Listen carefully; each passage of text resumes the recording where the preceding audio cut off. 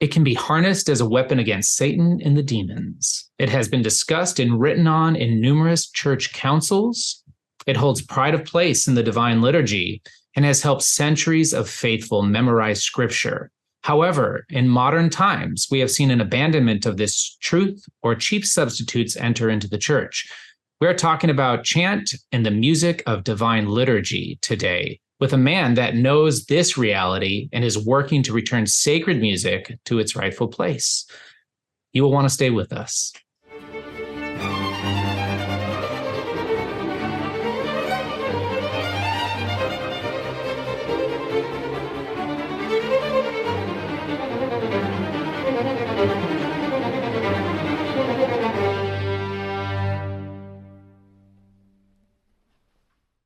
Welcome to another episode of the Catholic Gentleman Podcast. Today we are joined by Paul Jernberg, who is multi-talented, but primarily is a composer. He was born in Chicago in 1953, having studied piano from an early age. He pursued a career as a piano soloist and accompanist, which began in the Midwest and continued in Sweden, where he lived and worked from 1983 to 1993. While in Europe, his musical work expanded to include composition and choral directing. And after his reception into the Catholic Church in 1992 and his return to the U.S., his career was devoted to teaching, conducting, and composing at the service of Catholic schools and parishes in Illinois and Massachusetts. Since 2017, he has continued this threefold work as founding director of the Magnificat Institute of Sacred, a nonprofit organization now based in Lander, Wyoming. So, Paul, thank you for being with us. It's a pleasure and an honor. Thank you.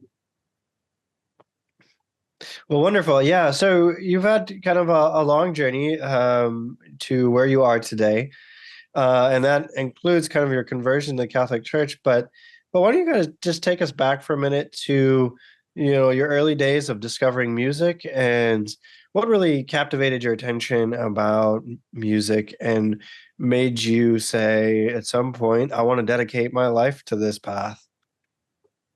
Right. Well, I think the first exposure I had was definitely in my family, and my family was very musically talented, and it goes back generations, especially my father's family from Sweden. Great a tradition of music in the family. My grandmother was a concert violinist, and I was close to her, and she had a very powerful impact on me. But also, when we met as a family, we would often sing and do music and piano and violin, etc. And it was an immersion in the glory of music, the gift of music, and so that's really what first got me started, was simply being part of my being in my family with all the different activities and all the music that was going on there. I started studying at about 6 years old, playing the piano, and it was because it was something that I just resonated strongly with me and that I enjoyed doing and that I had a talent for. I just naturally developed that, and that sort of started blossoming in high school as I started doing work with our school orchestra, doing piano concertos and so forth. And so that was the beginning. That's what got me started with music, and has continued throughout my life in one way or another.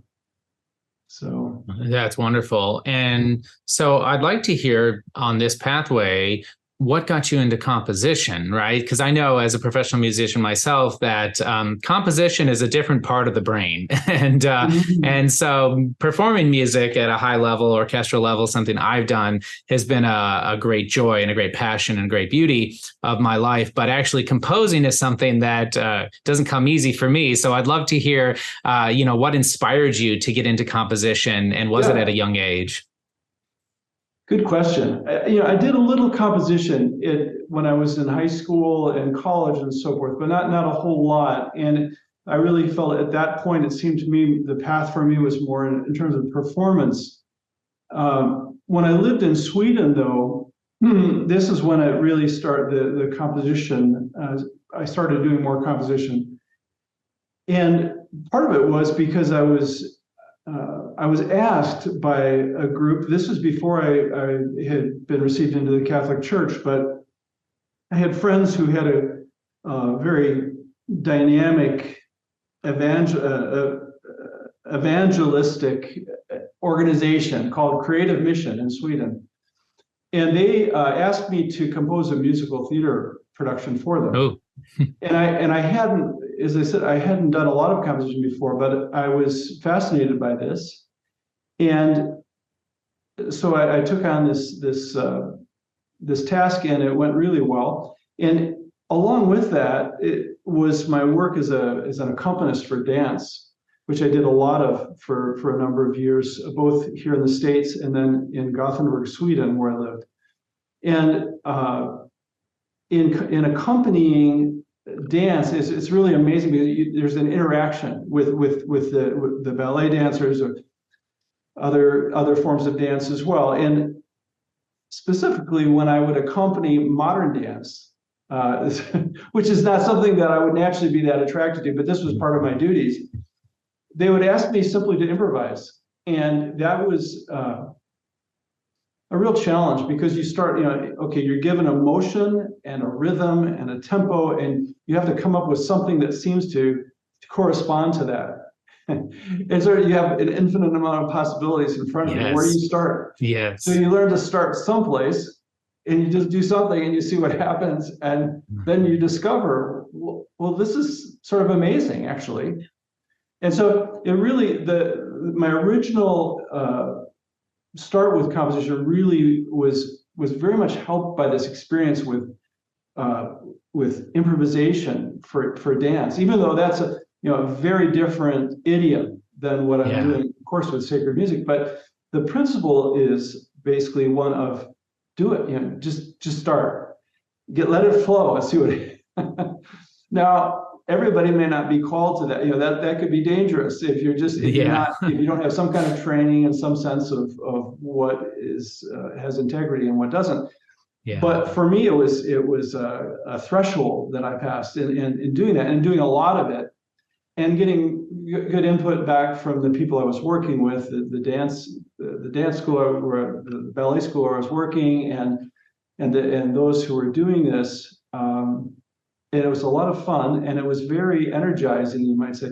So that, together with this musical theater production that I was asked to do, and then I let that, that was very exciting to do that, and it sort of affirmed me in this new path.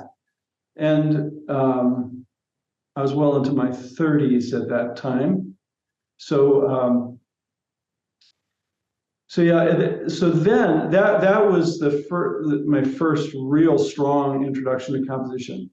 Later on, coming back to the States and having become Catholic, being received into the Catholic Church, I was, well, first of all, in Europe, I had a really amazing experience of the Catholic liturgy, which seemed it was so harmonious with the nature of the liturgy, the dignity, the transcendent dignity of the liturgy. And it really inspired me as a musician, especially in Sweden, where I was close to a Franciscan monastery, and I lived very close to them for a couple of years, and we're still in close touch. I'm still in touch with them after a long time, but they chanted all the liturgy of the hours and the mass with Gregorian chant, often in Swedish, often adapted to Swedish, but also in Latin. But also they brought in elements from the East and from the Slavic traditions of the Byzantine Catholic tradition.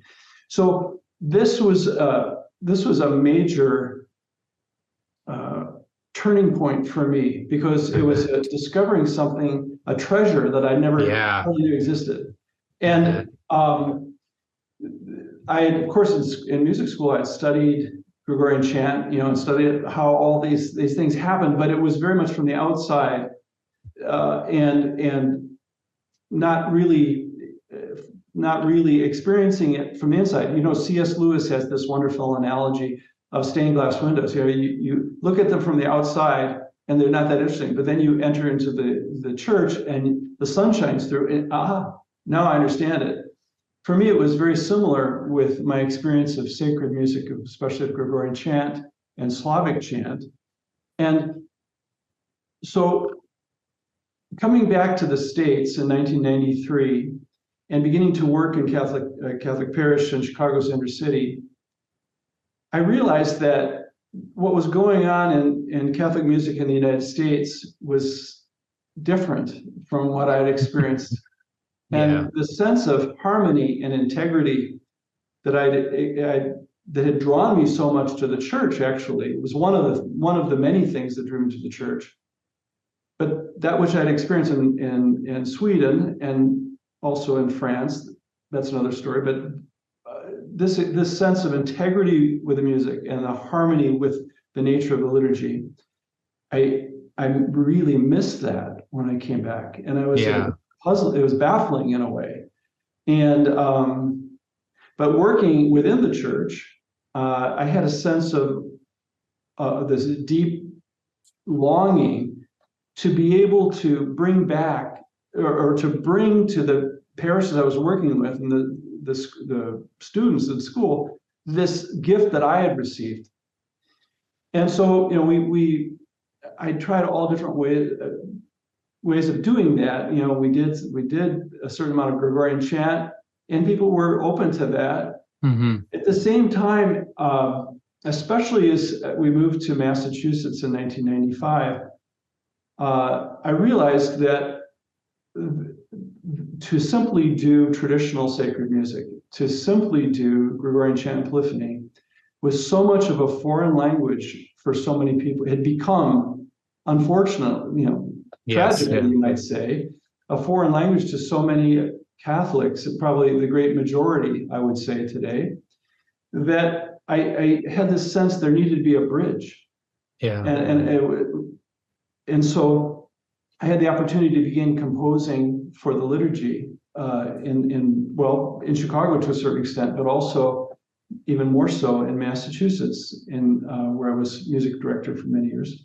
Oh, that's wonderful. So, before we, I want to talk about that. And I definitely want to dive into music, but and I agree with everything you're saying. I wanted to hear though a little bit about your conversion story, right? Sure. Like, were you a man of faith prior, or was it?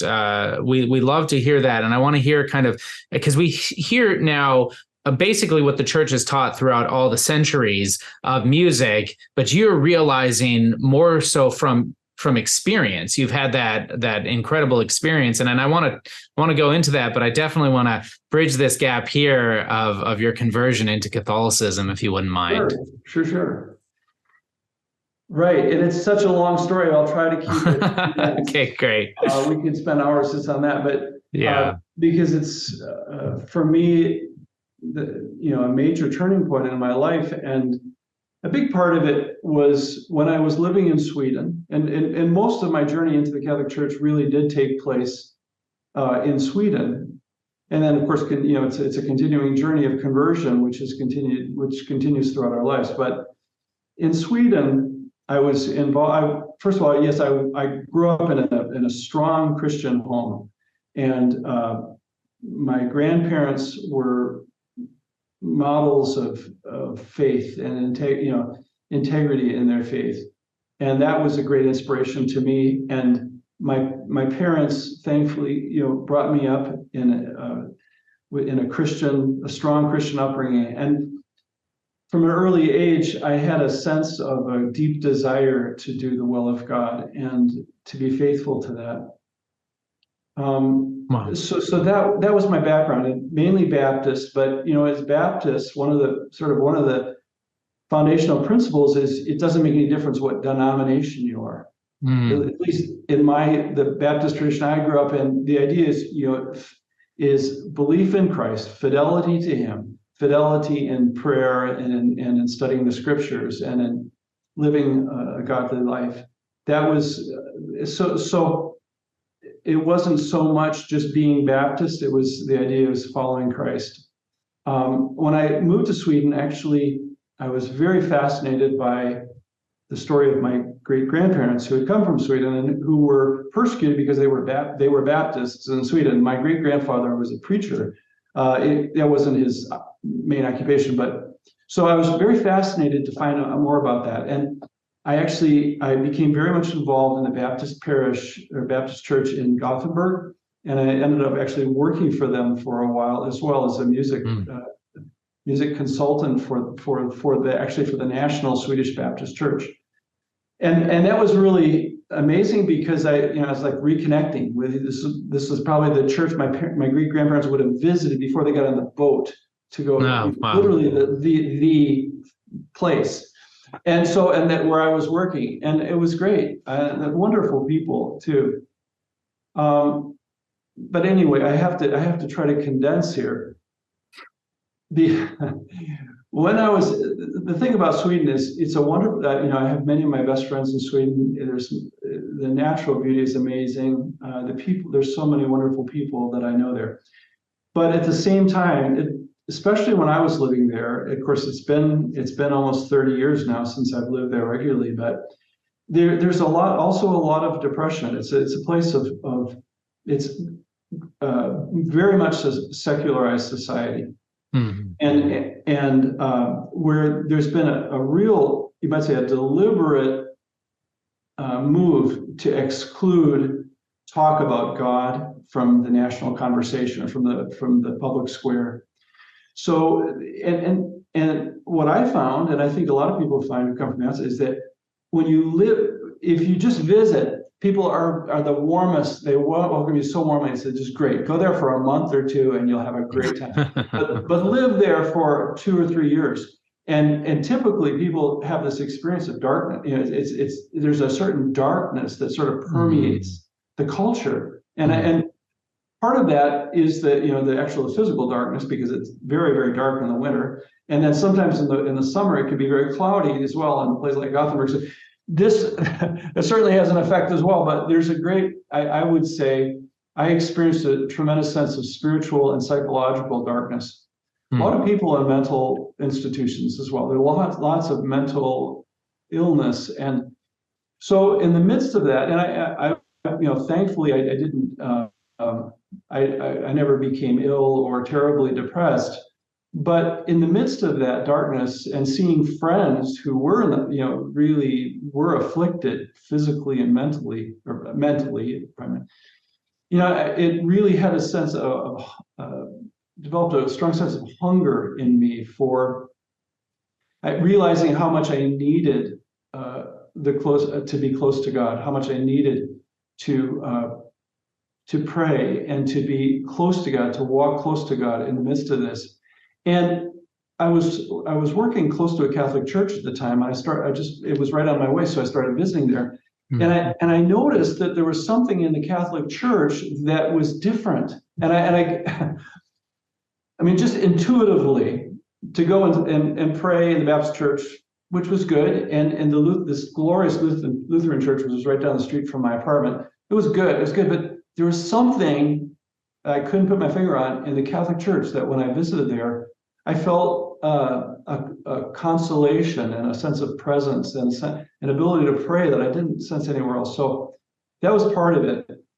Another big part of it was meeting people who were radiant models of integrity in the Catholic Church in a way that I had never met. I mean, of course, I know many wonderful people that were great Christian people before this. So I'm not meaning to minimize that. Sure. But in the battle, you might say, or this battle between light and darkness, this sense of how do I live with integrity in a very secularized, almost militantly secular society? These Catholic people that I met were just like, I'd never met anything quite like this before. There's a depth there, and there's a wisdom, and there's this combination between, it was of the heart, yes, but it was also of the mind, and this sense that there's a wisdom. It's, one of the weaknesses, we might say, in the evangelical tradition is the downplaying of the role of reason and the use of our mind. And so I found as I became closer to new Catholic friends in Sweden, that this was like, no, you need to use your mind, because we're called to love God with our whole heart, soul, mind, and strength, right? Yeah. So this was it's sort of a revelation to me, the idea that, it's a good thing to ask questions. Because it's not fideism. There's a real aspect of the intellectual life. And so I started devouring books, reading church fathers, lives of saints, etc. John Paul II, love and responsibility, just anything I could get my hands on. And I realized, whoa, this is what this all fits together. And the history of the church did not stop early in the church and then restart in the 1500s. There's a continuity. There's a glorious continuity here. So anyway, so there was an intellectual journey. And then, as I mentioned before, there's also my contact with the Franciscans, which was really major, because there I was sort of connected with a real community that was where the sense of fraternal charity and serving the poor was just, I became connected to them and to the sense. So I had a sort of a landing place. It wasn't just in my mind, but it was also in reality. The other thing, at the risk of saying too much in our limited time, was my contact with the L'Arche community. That's L'Arche.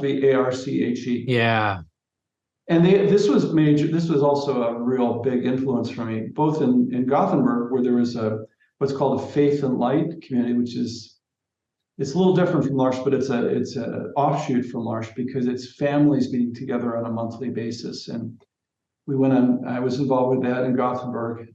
We went together to see Pope John Paul II when he came to Sweden in 1989. And I eventually visited the L'Arche community in France, outside of Compiègne. And I ended up spending a good deal of time there as well. And really, I have to say that the witness of the mentally or the intellectually disabled people was one of the strongest things that brought me into the church, because there I saw people that were not able, this might sound a little paradoxical after talking about the intellectual. No, still though, yeah. But people that were not capable of that, or not capable of entering deeply intellectually into a Bible study, say, were really able to receive this grace in a mysterious way from the Mass, from the sacraments, in a way that just seemed almost tangible. It's like, this can't be fake. It's not mind games. It's not trying to think positively. There's something happening here that I cannot deny. And also at L'Arche, the adoration of the Blessed Sacrament was really a key factor every day. And I saw assistants, people working with, coming in as a Protestant and just looking at it, it was like, it's obvious to me that there's a power source here that I can't explain, that's real, that's not just positive thinking. And so these were all things that eventually led me to, in 1992, I was received into the church, into the Catholic Church. Wow, thanks be to God. Yeah. I appreciate you sharing that. Yeah. So now that you've been Catholic for a couple decades, is it something that you found a home musically and spiritually? Like, obviously there's a lot of, I don't say this in any way as a negative thing. I experienced it myself, but a lot of converts come in and there's just like some beauty to this excitement, this enthusiasm, and then, give it a few years and they're starting to cool and they're, but I'm just wondering, like, is that something you experienced, or has there been very much what you prayed and hoped as you entered the church? Good question. So I think it gets down to part of what gets at is to search for truth. Are we looking for just what is pleasing or what seems to work right now, or are we really seeking the truth about Christ and His church? So, in that sense, there's never been a day where I wanted, never been a moment when I wanted to go back. Of course, emotionally, or there's ups and downs, And there's also questions. Cardinal Newman said, 1,000 questions does not equal one doubt. But I'm constantly questioning things, and I'm constantly asking, but that's part of the beauty of the Catholic faith is you can do that. Yeah. It's a place from which you can actually ask deep questions and continue to ask them and find answers. It's a road of discovery, but it's also a road sometimes of being baffled and wondering how can this be, or how can this happen, and I think that especially of course with Pope John Paul II and Pope Benedict, and these were shining lights for me, and that they really played an important part in my own journey. Pope John Paul II, especially because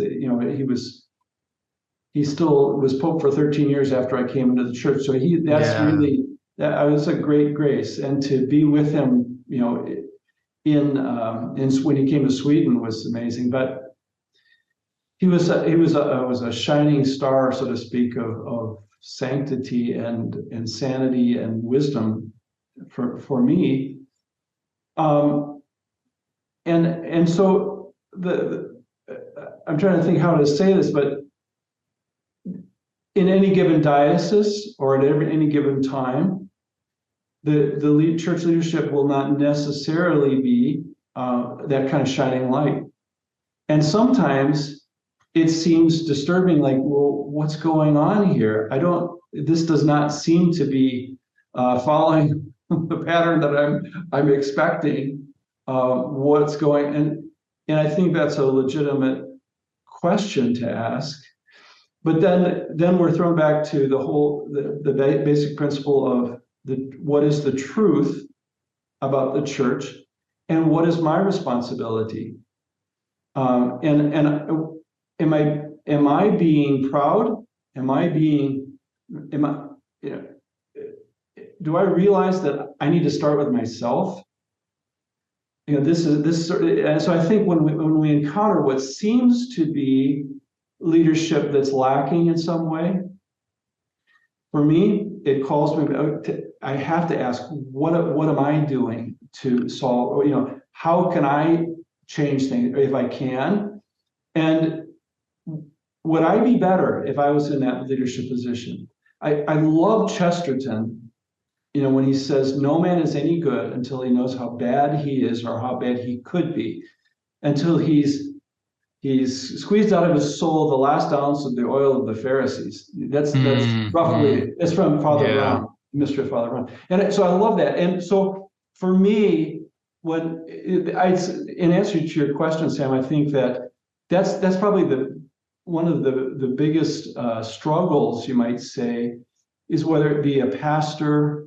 I've been in some situations too where it seems like, where are we going here? It can be confusing, but the answer is finally, for me, faithfulness. Is Father, I'm now trying to think of what his name, the one who was working so much with the Catholic evangelical dialogue, Father Newhouse, as he used to say, I say, fidelity, fidelity, fidelity. And I think that's true for all of us. Are we being, we have been given this beautiful gift of the Catholic faith that is there, and we know what it is, and we have the sacraments, and we have the teaching of the church, we have the tradition, we have so much. We have what it takes to live faithfully today. And so that's a long answer to your short question. Yeah. No, I think that's terrific. And so you saw a void.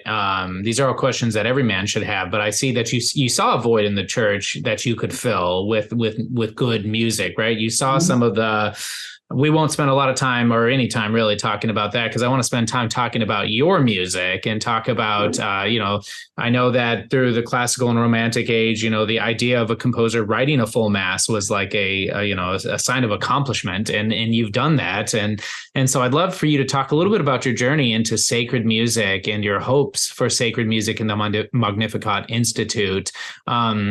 and your, why St. Philip Neri, as your mass, like all of these questions roll around, but let's just start and talk about that, what you're doing to better sacred music within the Holy Roman Catholic Church.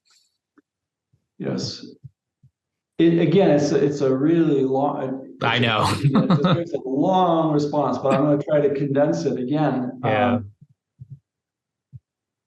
In a way, well, first of all, anybody who's been really immersed in the great traditions of Catholic sacred music, Gregorian chant and sacred polyphony, and really discovered how, so to speak, how they work, how they fit so beautifully into the liturgy, and doing them with one's whole heart, and doing them in a prayerful way. There's power there, and so anybody who's had that immersion, in a way, there's a normal sense of I'm not worthy to try to touch this. I'm not worthy to try to compose something new, in a way, because what do I expect to do? Do something that's going to compare to chant or Palestrina or Toscana or Mozart. It's like, and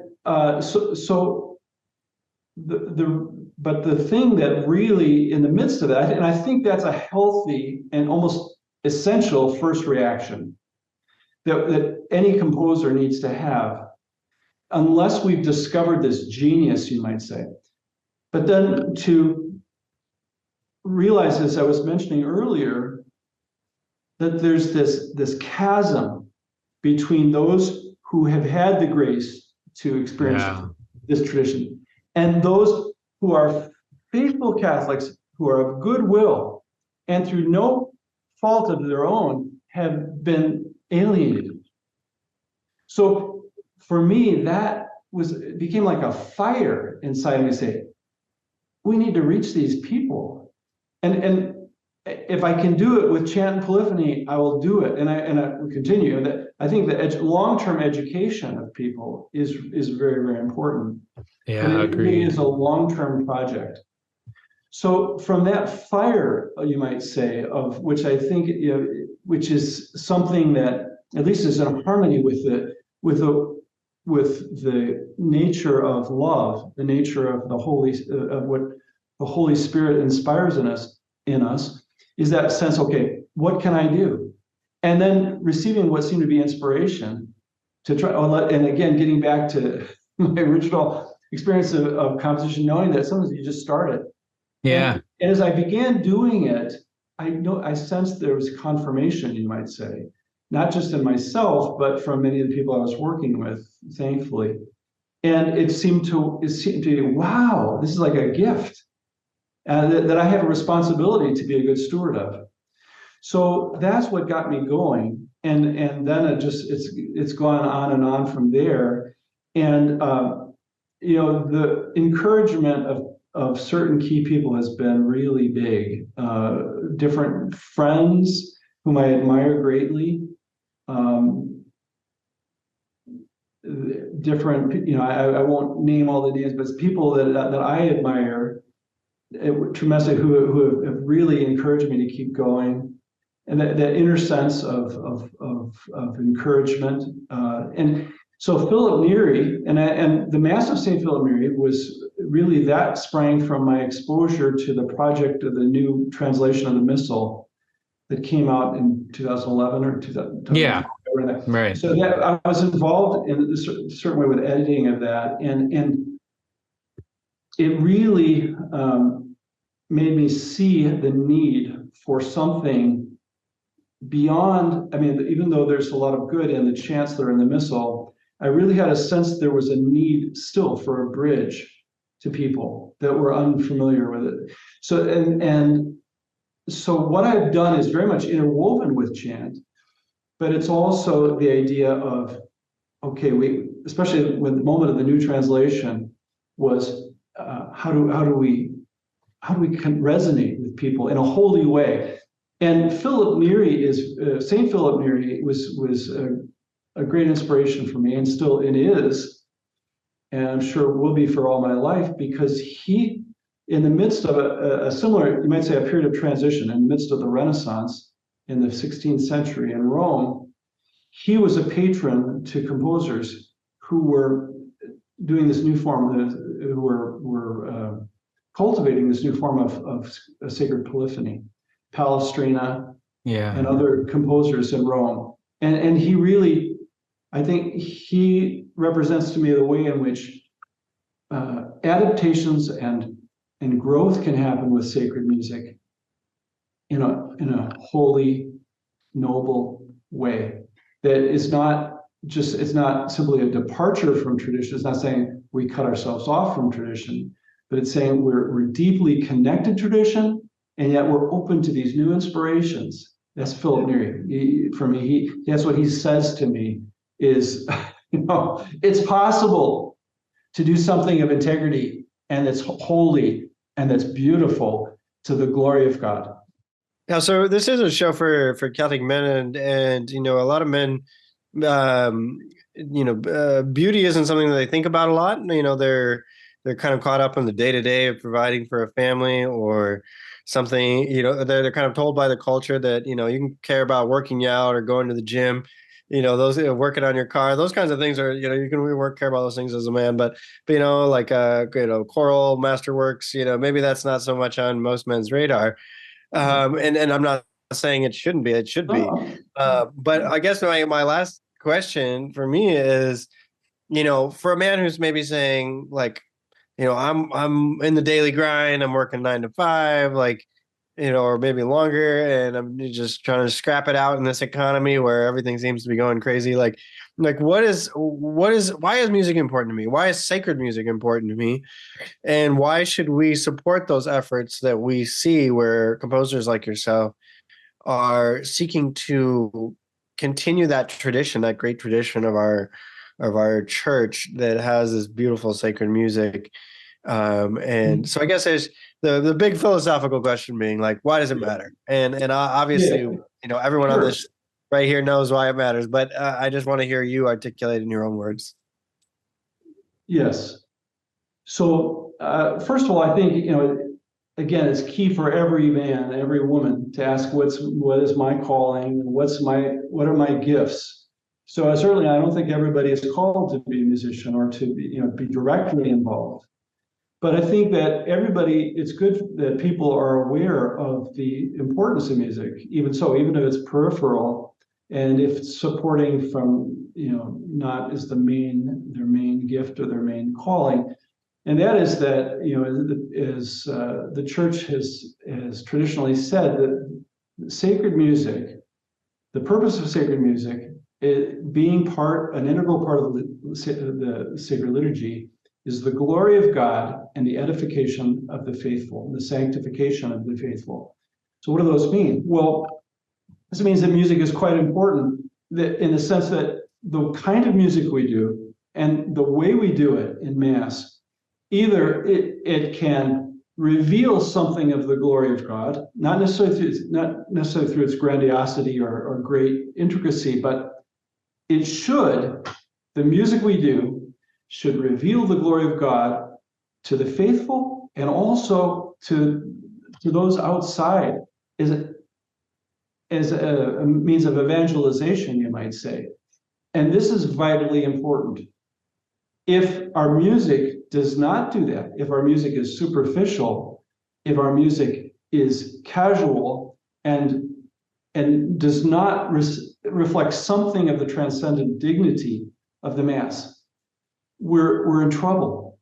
We're not. It's not doing its job, and we need to fix that, so to speak. Yeah. And also that, again, for the edification of the faithful, we've gotten so far from the idea of the integrity of sacred music that we've lost that sense of this great gift that the music can be.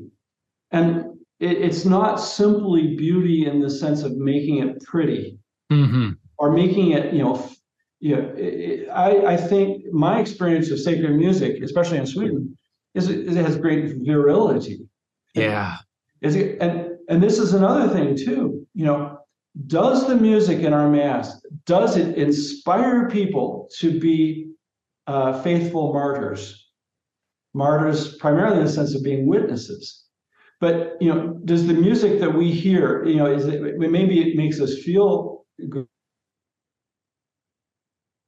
and that's okay. That's not to be despised. That music gives us warm feelings or even inspires us to prayer. But is it the kind of music that is going to help us to march onward in the midst of resistance and persecution and difficulties? Yeah. And this is what the gift of sacred music can do and should do, even when it's very simple and humble. Even in a little church out in the middle of nowhere with a few people, we need to make it our aim, at least, to let the music have this sense of integrity. No. To the glory of God, edification and sanctification of the faithful. Yeah, thank you. And there's just two things that really come to mind when you're saying that. And I completely agree. I was very blessed to go to Mass at Our Lady of Walsingham Cathedral in Houston, where they have, a schola, they have a choir that sings Lassus and Bruckner and Mozart and Palestrina but even newer music, but as long as it has that weight and that quality to edify the glory of the Eucharist and of the Divine Liturgy. And that's just it, exactly what you're saying. I found myself, now I do come from a musical background, so that's been a huge blessing, but everybody I talked to at that church, they didn't go to that church to hear another Taylor Swift song or to hear another thing that would be on the radio. They found something that was radically different and beautiful and enriching and edifying in ways that they had never experienced in their lives. And there it was in the glory of Mass, as it should be. And I'm reminded of actually a quote. I'm going to use a quote that Sam sent me a while ago, which was from Roger Scruton, who said, "Beauty is perishing from the earth because we live as though it does not matter." But when you've had that experience, you realize, and that's just it. I think you were getting at it. You're building this bridge, is that people, that quote might not resonate with somebody because they've never experienced the other side. And that experience like you had, and that experience that I've had, and a Mater Dei in Dallas that has their schola. And, so there are places that are doing their darndest to bring this back. But I want to spend my final time and question with you is that richness and that beauty that you are bringing based off of the tradition of the faith. And I know you've talked about this. I've seen a couple of your videos and things like that, we're not talking cantus firma, but basically there is this chant that is brought in. There's this polyphony, there's this integrity, as you've already stated, and what you're able to, maybe what you're seeing and experiencing to those that are actually using your music within the Divine Liturgy, the parishioners and things like that. Is there hope? Can you grant us hope with what you're doing and what you're able to see in the Mass there? Yes, I think that I'm filled with hope, believe it or not, in the midst of, and sometimes it's easy, going to a parish, wherever it might be, and traveling, that you say, what's going, it seems almost, when you look at the, how do I say, what I've been describing and what you've been describing, what I've been describing, as far as the sense of integrity and power and depth of spirituality, beauty, it's very easy to be discouraged because when you look at the quantity of a different, you might say another culture, so to speak, that's developed, is not like that. So it almost seems, from one perspective, it almost seems like an impossible task. How can anybody? Because people are they've gotten used to this. This has been going on for decades now. But I am filled with hope because, from my perspective, I also see lots of priests, lots of church musicians who are hungry for what we're talking about, and they're willing to make sacrifice and do it. And especially comparing 1993, when I returned back to the States, to now in 2023, so it's been 30 years. There you go. Yeah. I see all sorts of signs of hope all over the place. You know, and I think it'd be, naive to think that all of a sudden that everybody, or the majority of parishes all over are going to be transformed suddenly. But to see these beacons of hope all around the country and of good things happening, and seeing a longing to keep growing, in my mind, that's what's going to endure. That, getting back, because I think we're at a place in history right now where we are called, we're all called to be martyrs in the sense of witnesses, and often in a countercultural way. And it's tragic to see so many people falling away or leaving the Catholic Church. I think that, in one way, the music is a key to, and that music that does not inspire us to be faithful in the midst of opposition, I don't know if it will last all that long. It will last, not to say that it has no value, but it's not necessarily the music of martyrs. Yeah. And at the same, so we get back to this whole vision of Christ of the 12 disciples, starting small. And I think that's from that, looking at in that idea of the genius of Christ and of the lives of saints, and the power of one person or one group of people who are filled with the love of God and the fire of the Holy Spirit. There's a tremendous power there to bear fruit. So these things give me great hope. Oh, I'm so thankful for your wisdom and your maturity and your answers. It's so enjoyable for me and hopefully for our listeners. So for the final question is two things. Where can men find out more information about the Magnificat Institute and the work that you are doing? And if they want to bring it in some of your music to their parish, what are some suggestions that you would give to help guide them? Sure. Well, we have two websites.